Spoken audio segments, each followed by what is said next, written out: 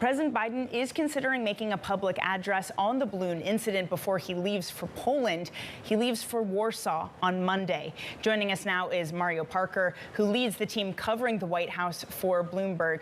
Mario, one of the things that stood out to me was this warning from China of retaliation. What does Beijing mean when it says it will take countermeasures against the U.S., or do we even know what that means? Well, this is expected, right? Some of this saber rattling from both sides is expected.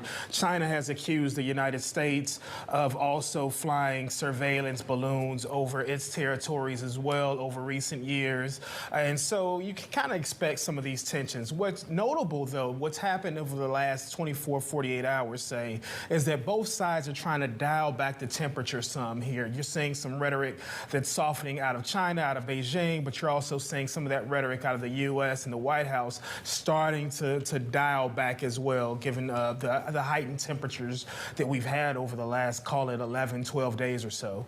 Yeah, Mario, hey, it's Alex. This is where I feel like the ASML thing is quite interesting. And I appreciate that that's not a U.S. company, but it is hard to get a clean read on where the tensions are between the West and China. ASML, chip stealing, proprietary information, continued rhetoric around the balloon that seems to have dialed back, like you said.